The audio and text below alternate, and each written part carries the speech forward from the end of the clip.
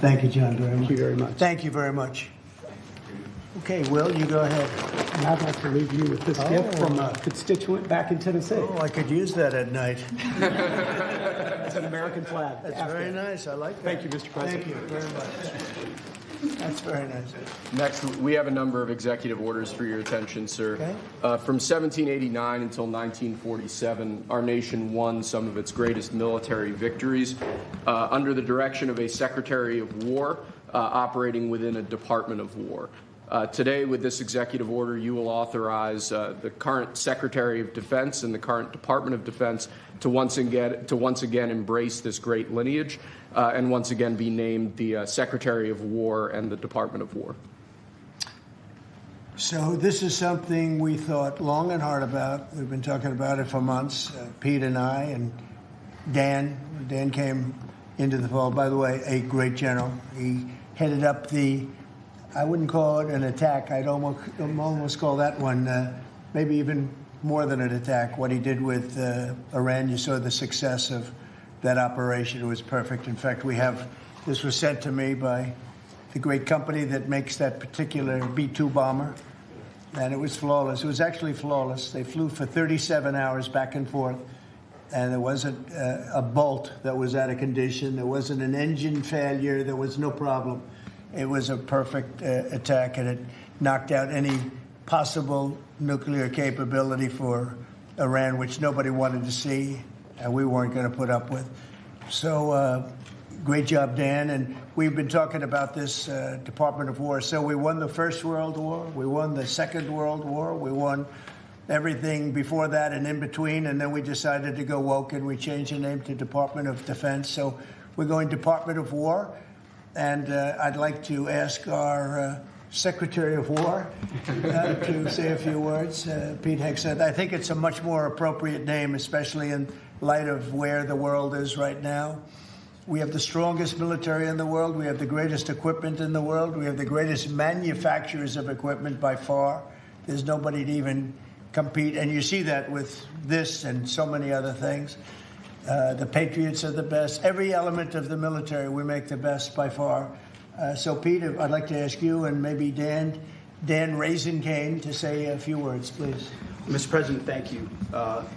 After winning a war for independence in 1789, George Washington established the War Department, and Henry Knox was his first Secretary of War. And this country won every major war after that, to include World War I and World War II. Total victory, Mr. President, as you said. Then 150 years after that, we changed the name after World War II from the Department of War to the Department of Defense in 1947. And as you pointed out, Mr. President, we haven't won a major war since, and that's not to disparage our warfighters, whether it's the Korean War, or the Vietnam War, or our generation of Iraq and Afghanistan. That's to recognize that this name change is not just about renaming, it's about restoring.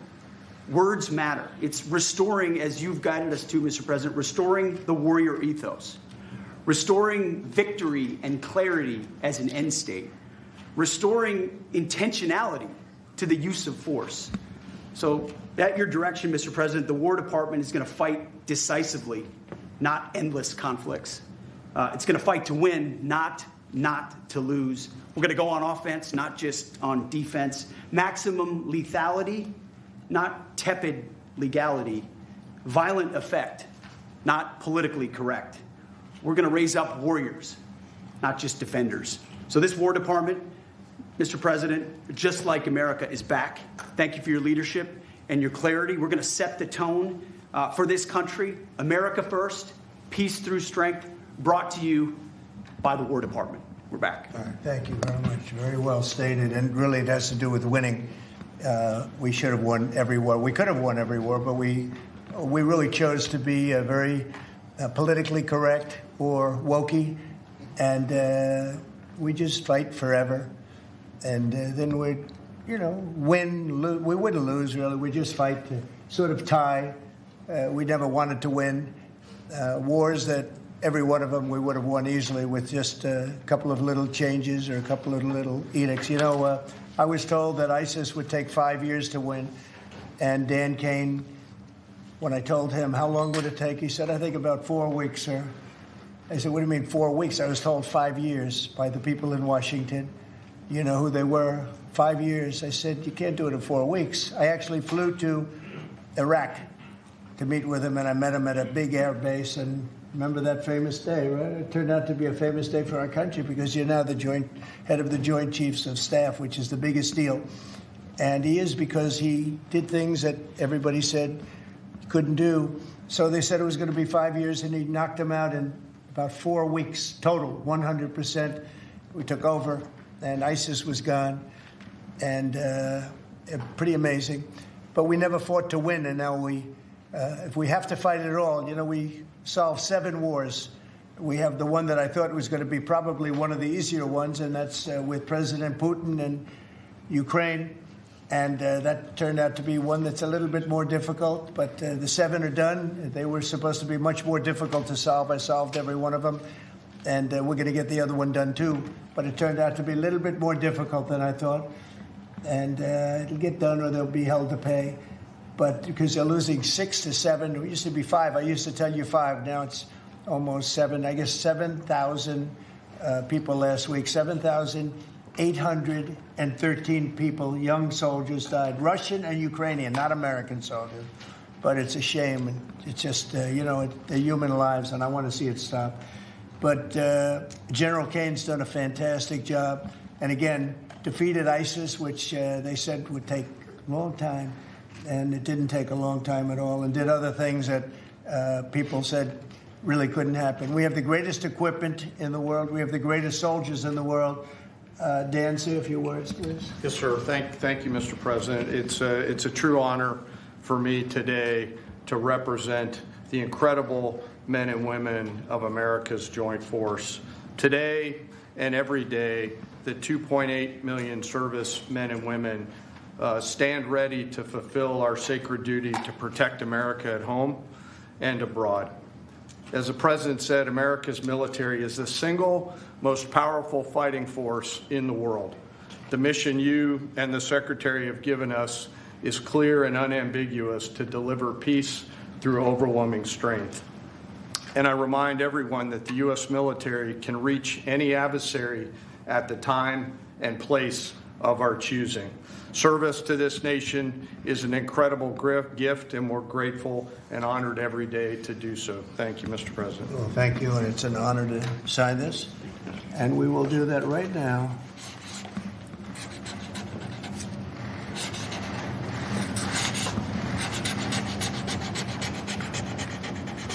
I think that's a big one, I'll be honest.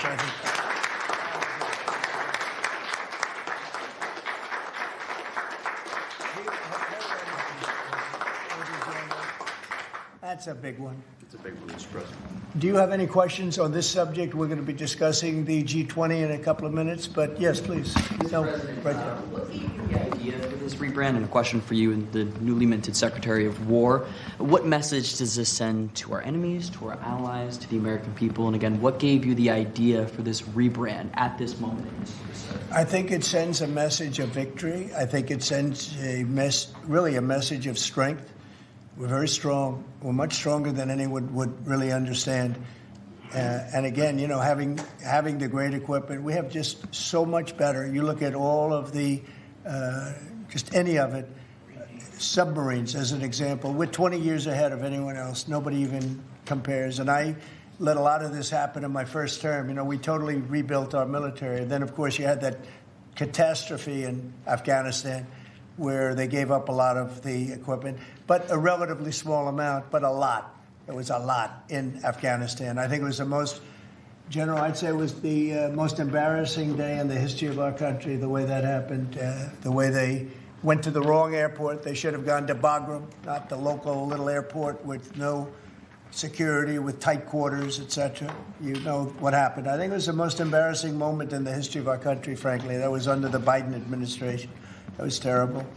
And we were going to be leaving, but we were leaving with strength and dignity. We were going to keep Bagram, because Bagram's 1 hour away from where China makes its nuclear weapons. We're going to have that all to ourselves, a big, beautiful place built many years ago for money that today would be the equivalent of, many, many billions of dollars. You couldn't build it.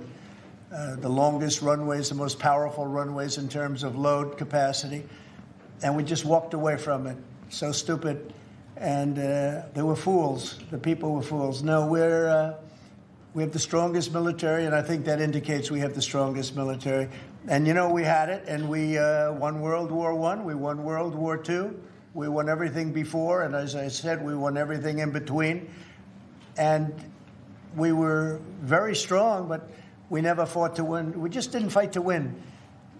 We didn't lose anything, but we didn't fight to win. We could have won every one of those wars quickly, but they went a route that I think was probably politically correct, but not correct for our nation.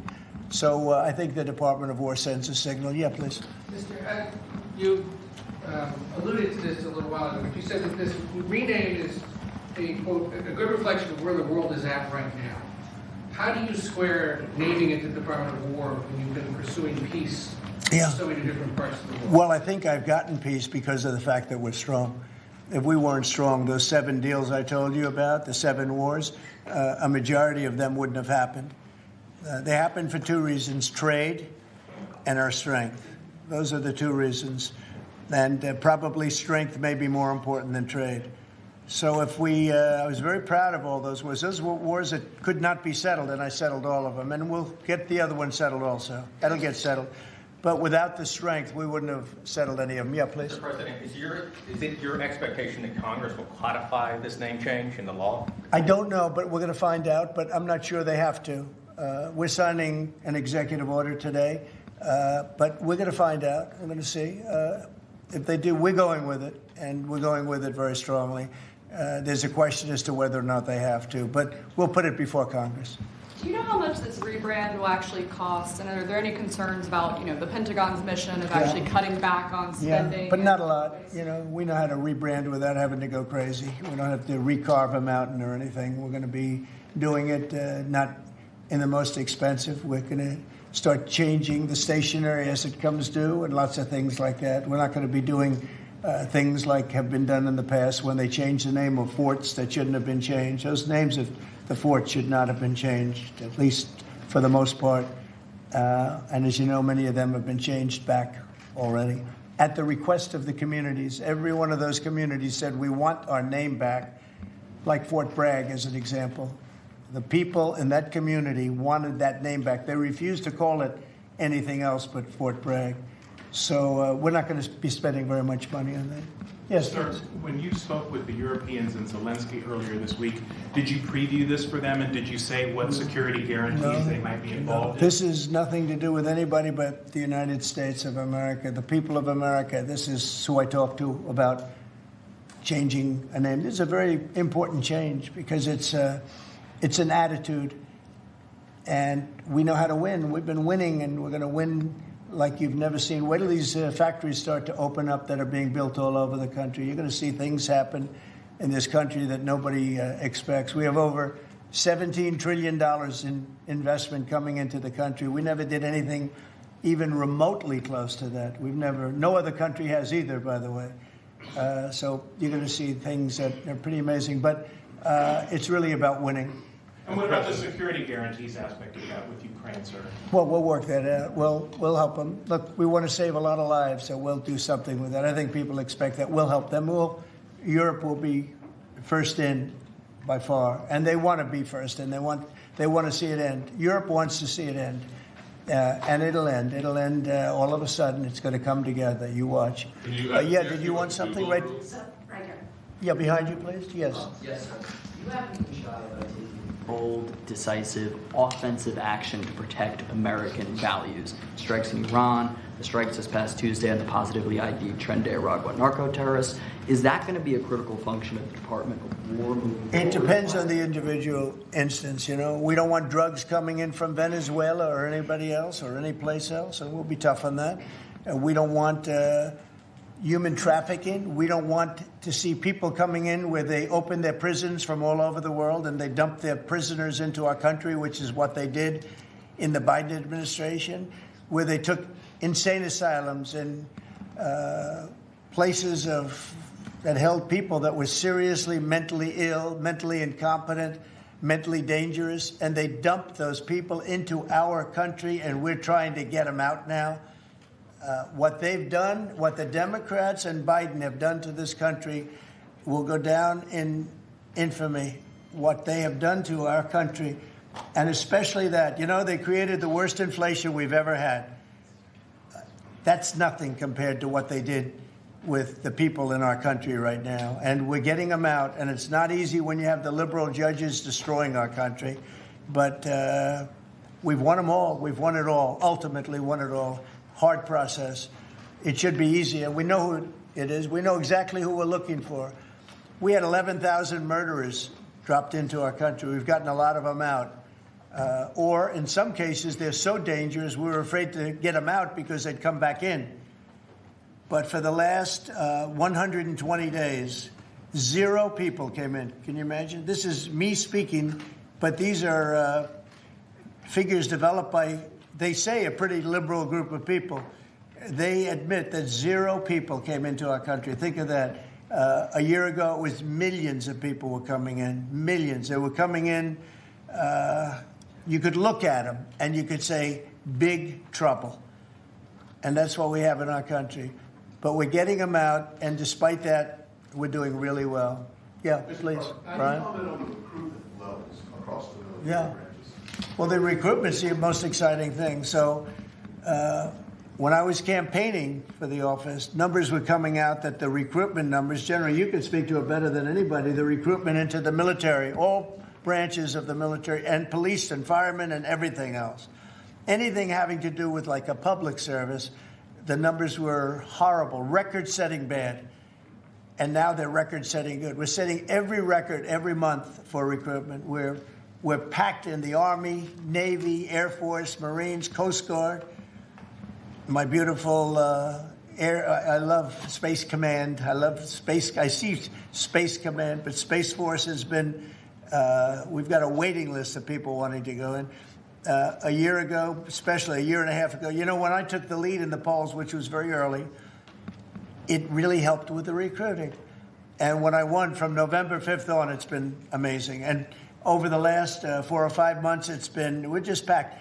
It was very hard to get police officers. Now the departments are loaded up. Everyone wants to be a policeman or woman. So it's been a great thing. General, do you want to talk about that? Sure. As you said, serving our nation is an incredible gift that we give, and the reward on that gift pays back exponentially year over year. And I think the young people of America are seeing the importance of service, and whether it's in any of our armed services or in local police, fire, or rescue, service is an important thing that I personally encourage, and I know everyone else in government service sees that same reward. And Pete, on recruitment? Yes, what do you think? I was down at Fort Benning, the newly properly renamed Fort Benning, yesterday, watching Army basic training, and they're so full they can't barely handle the throughput. It is truly historic across all the services, as you said. It's been a surge into I was going to say the Defense Department, but I will say the War Department. And that you might almost call it a vibe shift, an attitude shift, a feeling that the country is back, that service is back. And there were military families last year, Mr. President, that said, I don't know if I can recommend, I wrote a book on this. I don't know if I can recommend service to my son or daughter, given what's been done to our military. You heard it over and over and over again. And I hear from those same military families right now, sir, and they're saying, I recommend to my kids that they go into this department, this Pentagon, under this commander-in-chief, who they know you'll have their back and they want to serve. So it is historic, and it's the biggest reflection of how motivated Americans are by your leadership, sir. Really, it's nothing more than spirit, love for the country. I guess the esprit de corps, as they say, you have more of that than we've had maybe ever, frankly. But to see a turn over a period of less than a year, I would say, but to see a turn, nobody wanted to go into the military. Now everybody wants to go into the military. Jennifer, you wanted? Yeah, there's some new reporting on North Korea and this Navy SEAL incident in 2019. Can you say if the administration has engaged with North Korea on that incident since it happened recently? Yeah. And then can you share some recollections? I don't know anything about it, no. I could look, but I know nothing about it. Can you confirm that it happened? I don't know anything about it. I'm hearing it now for the first time. Okay, great. And then on the Hyundai incident in Georgia with the arrest of some workers, construction workers at the plant, have you heard any feedback from Hyundai? I just heard about that a little while before the news conference, and I would say that they were illegal aliens, and ICE was just doing its job. But I know nothing about the instance. It happened a little while ago. Okay. There has been some pushback on that, though, from South Korea already, and of course, they pledged to invest $150 billion in the U.S. when they were just here, last week.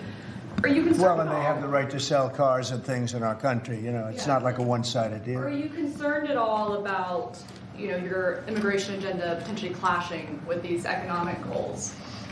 Well, we want to get along with other countries, and we want to have a great, stable workforce.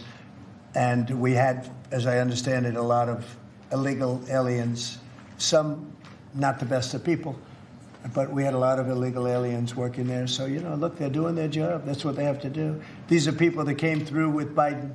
They came through illegally. They came into our country, so we have to do our job. Mr. President, the now Department of War has been involved in the crime cleanup in D.C. You've tasked Congress with proposing and passing a crime bill. What are some things that you would really like to see codified in that crime bill? Well, I think one of the things is the cashless bail. It's killing it. When that came out, the first time, that's when you saw the real big crime start to happen. Cashless bail, what a disaster that is. You murder somebody, you don't have to put up bail, and you go out in the street and you murder somebody else. That's what's happened. It happens so often, and that's one of the things. And other of the things you're reading about, it's a standard, but just a certain toughness. I have to say, one of the elements of fascination for people over the last period of time has been what's happened to D.C. So we've gone from one of the most dangerous cities in our country to what they call a safe city. It's a totally safe city. In fact, I set up dinner in Washington, D.C. next week. I wouldn't have done that, to be honest. I would have had an obligation not to do it before I came into office, or even at the very beginning when things were so corrupt and so dangerous out on the streets. So Washington, D.C. has had virtually no crime. We even have a mayor that's admitting to it, and she's a, liberal Democrat, in all fairness. She's a person that hasn't gotten exactly along with Republicans over the years. And she said she's never seen anything like it. So Washington, D.C. is a totally safe city. We have virtually no crime. It's gone from the most unsafe city in the United States, almost, just about, to one of the safest cities, maybe the safest city in the United States. That's a tremendous compliment to our military, what we did. The National Guard's done a fantastic job. Yeah, please. Mr. President, can I ask about Florida real quick? Florida House Speaker Daniel Perez was at the White House yesterday as part of a leadership summit. Yes. And we understand you met with him separately. Mr. President, what did you talk about? And also, did you explore him running for Florida Attorney General?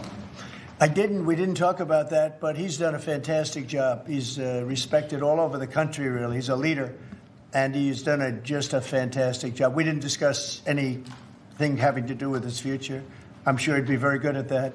My second question, Alligator Alcatraz, sticking with Florida, a major ruling appeals court blocked a federal judge's order to close it, and it can remain open for now. Your reaction? I think they've done a fantastic job in building it, the governor and everybody else that's been involved. It's an incredible facility. It's housing people for usually a very short period of time before they get brought back to their countries. As you know, we focus on criminals before we focus on anybody else, and we're taking thousands and thousands of criminals out every month out of our country, some of them murderers.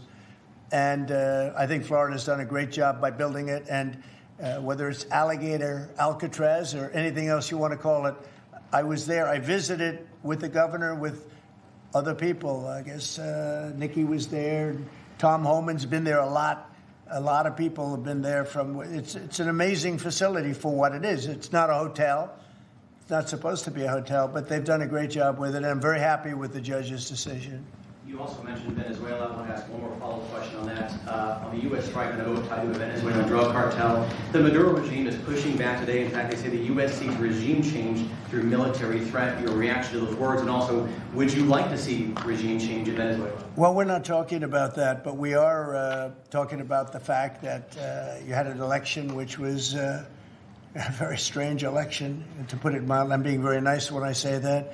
I can only say that billions of dollars of drugs are pouring into our country from Venezuela. The prisons of Venezuela have been opened up to our country. They've taken their prisoners, the worst prisoners, murderers, Tren de Aragua. The worst prisoners that you can ever imagine are now happily living in the United States of America. Now, many of them we've gotten out. It's not easy to get them out because of the liberal system that we're working with in many cases, not in all cases. But millions and millions of dollars and billions of dollars of drugs are pouring out of Venezuela and other countries. Look, China, what they're doing with fentanyl is a terrible thing. It comes through Canada and it comes through Mexico, but a lot of it's coming through Venezuela. Venezuela's been a very bad actor, and we understand that. And when you look at that boat, you see the bags of whatever it is there. Those bags those bags represent hundreds of thousands of dead people in the United States. That's what they represent. Yeah, please. Mr. President, your reaction to the jobs report this morning? Well, I'm going to talk about that in a minute. We have our great people here, so I'll talk that in a minute. Let's talk about this. We'll give a couple of because these two people want to get to work on the Department of War. So let's keep them first. Mr. President, the DOJ is reportedly considering a ban on transgender people owning guns after the Minneapolis shooting. Do you think they should... Are we talking in the military? In general. Okay, I thought you were talking about in the military. I'll I'll refer to that then differently. Because it's not a military question, I'll be able to pass on that very nicely unless you'd like to talk about it. Now, Pete doesn't want any part of that question. Yes, please. Mr. President, who do you blame for losing India to China? In your post earlier today in the morning, you did put that out. I don't think we have. I've been very disappointed that India would be buying so much oil, as you know, from Russia. And I let them know that. We put a very big tariff on India, 50% tariff, very high tariff. I get along very well with Modi, as you know. He's great. He was here a couple of months ago. In fact, we went to the Rose Garden, and the grass was so soaking wet. It was such a terrible place to have a news conference. I said, well, let's use a beautiful white stone emblematic of the White House, okay? And it's been very well received. But we had a news conference on the grass. That was my last news conference I had on the grass because everybody sunk in. You probably sunk in. Every reporter out there, they ruined their shoes. We made that change. It's been a really well-received change. Yeah, please, go ahead. On Venezuela, you've sent F-35s down to Puerto Rico. You've sent naval vessels into the Caribbean. You're concerned about drugs being illegally sent into the yeah. How do you describe this buildup, this situation? Well, I just think it's strong. We're strong on drugs. We don't want drugs killing our people. I believe we lost 300,000. You know, they always say 95, 100,000. I believe they've been saying that for 20 years. I believe we lost 300,000 people last year. I know families that lost their son. Those families will never be the same. I know a family lost a daughter, a beautiful daughter. In fact, it was like she took something that she thought was like a minor deal, and it turned out to be riddled out with fentanyl, the size of the head of a pin, and you're dead. And no, we're stopping the drugs. We're going to save a lot of people. Look, whether it's 100,000, but it's not. It's 350,000 people died last year from drugs. And we're not going to let that happen to this country. Think of that. Think if you're in a war and you lose 300,000. We'll lose 600,000 in the pretty much between Gettysburg and all of that, the Civil War. We lost, 600,000. So we're losing half of that every year to drugs. We're not going to do it. We're not going to allow it to happen. You think of the wars. If we lost 600,000 people in a war, but we lose that every 2 years, more than that. So it's 300 to 350,000 people. And when I see boats coming in, like loaded up the other day with all sorts of drugs, probably fentanyl mostly, but all sorts of drugs, and we're going to take them out. And if people want to have fun going on the high seas or the low seas, they're going to be in trouble. I will tell you, boat traffic is substantially down in the area that happened. They called it the runway. It's a runway to the United States. And boat traffic is very substantially down on the runway. You can imagine why. I think anybody that saw that is going to say, I'll take a pass. I don't even know about fishermen. They may say, I'm not getting on the boat. I'm not going to take a chance. What happens if Venezuela flies jets over U.S. naval vessels again? Well, I would say they're going to be in trouble. We'll let them know about that. We heard that happen, but it wasn't really over, not like they described. But I would say, General, if they do that, you have a choice of doing anything you want, okay? If they fly in a dangerous position, I would say that you can, you or your captains can make the decision as to what they want to do, all right? Sure. Sir, How close we did have, they get, we have Mr. one more. President? You said they didn't go over. Say it? How close did they get? You said the plane did not. Well, I don't want to talk about that, but if they do put us in a dangerous position, they'll be shut down. Thank you very much, everybody. So we're going to now cover the G20, and I'm going to let these people go back to the Department of War and figure out how to maintain peace. Okay? Thank you, Mr. Thank you very much. Thank you.